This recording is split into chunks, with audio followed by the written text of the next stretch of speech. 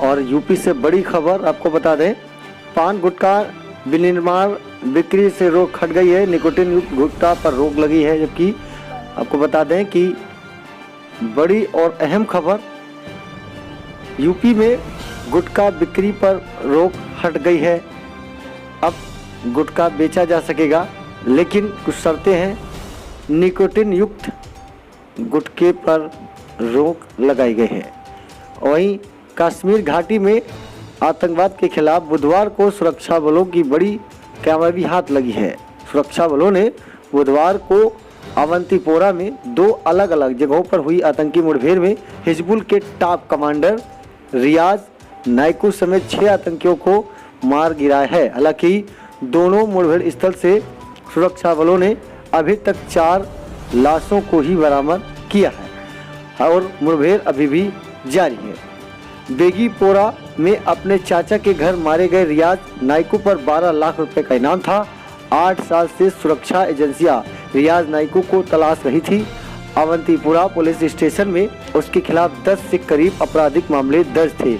एक ही दिन में हिजब कमांडर समेत 6 आतंकवादियों को मारकर सुरक्षा बलों ने पिछले 3 दिनों में मुठभेड़ में शहीद होने वाले कर्नल व मेजर सहित विभिन्न सुरक्षा बलों के 8 जवानों की शहादत का भी बदला लिया है। तो बड़ी और अहम खबर वैशाली एक्सप्रेस न्यूज पर आप देख रहे हैं।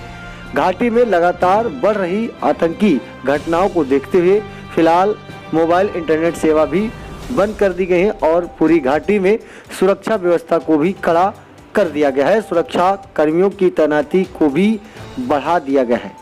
तो बड़ी और अहम खबर। और अब बात करेंगे देश में कोरोना। देश में कोरोना के संक्रमित मरीजों की संख्या 50,000 के पार चली गई है और 1700 से ज़्यादा लोगों की इस महामारी से मौत हो चुकी है। लेकिन इस बीच में देश में कोरोना के 2 बड़े हॉटस्पॉट सामने हैं। ये हॉटस्पॉट तमिलनाडु और उत्तर प्रदेश में हैं। तमिलनाडु और उत्तर प्रदेश के सब्जी बाजार कोरोना के नए हॉटस्पॉट के रूप में सामने आ रहे हैं। चेन्नई के कोयम्बेडु बाजार में कोविड-19 संक्रमण के कई नए मामले मिले हैं। यहाँ रोजाना हजारों लोग सब्जियां, फल और फूल खरीदने के लिए जाया करते हैं। यानी अब सब्जी वालों को कोरोना हो गया है और सब्जी वालों से सब्जी खरीदते समय आपको सावधानी बरतनी चाहिए। सावधानी ये कि अगर कोई सब्जी वाला आपके मोहल्ले में आता है तो आप उसी से ही सब्जी लें, अन्य किसी सब्जी वाले से सब्जी कतई ना खरीदें। और इसके अलावा सब्जी खरीदने के लिए आप अपने घर से बाल्टी का प्रयोग करें और बाल्टी में ही सब्जी लें और उस बाल्टी में पानी भर दें। थोड़ी देर बाद कोरोना का खतरा कम हो सकता है। इसके अलावा पत्ता गोभी और गोभी को नमक पानी से गर्म करके धुलें और उसके बाद ही उसका सेवन करें। तो कोरोना का संक्रमण सब्जी वालों पर भी कहर बरपा रहा है। आपको बता दें कि तमिलनाडु और उत्तर प्रदेश समेत कई जगह इस तरह की खबरें आ चुकी हैं। चेन्नई फैला हुआ है जो कि 295 एकड़ का है, जहां करीब 3000 दुकानें हैं। हालांकि अभी इनमें से सिर्फ 200 दुकानें ही चालू थी। इस सब्जी बाजार के हॉटस्पॉट बढ़ने के बाद इसे सील करते हुए नज़दीकी थिरुवंजीसाई में स्थानांतरित कर दिया गया है। बाजार में संक्रमित सब्जी व्यापारी और ग्राहक राज्य के दूसरे इलाकों से भी होंगे। उत्तर प्रदेश के मेरठ में सब्जी बाजार को कोरोना का नया हॉटस्पॉट माना जा रहा है।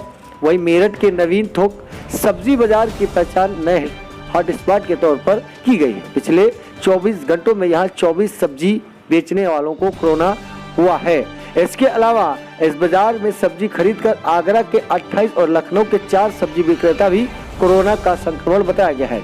कोरोना संक्रमण के फैलने के बाद मेरठ के नवीन थोक बाजार को सील कर दिया गया है। ये नहीं बल्कि पिछले कुछ दिनों से सब्जी बेचने वालों के कोरोना संक्रमित पाए जाने के बाद गुजरात स्वास्थ्य विभाग हरकत में आ गया है। अहमदाबाद के भाईपुरा और हरपुरा में 21 सब्जी वालों की कोरोना रिपोर्ट पॉजिटिव आने के बाद पूरे इलाकों को कंटेनमेंट जोन में तब्दील कर दिया गया है।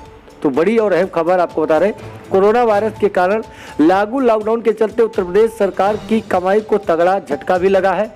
ऐसे में बेपटरी आई अर्थव्यवस्था को सुधारने के लिए योगी सरकार ने कई अहम फैसले भी लिए। इस क्रम में बुधवार को यूपी कैबिनेट की बैठक में पेट्रोल पर 2 रुपए प्रति लीटर और डीजल पर 1 रुपए प्रति लीटर वैट बढ़ाने को मंजूरी दी गई है। इसके अलावा देशी शराब की कीमत भी 5 रुपए बढ़ा दी गई है। अंग्रेजी शराब की कीमत 20 रुपए से 40 रुपए तक बढ़ा दी गई है।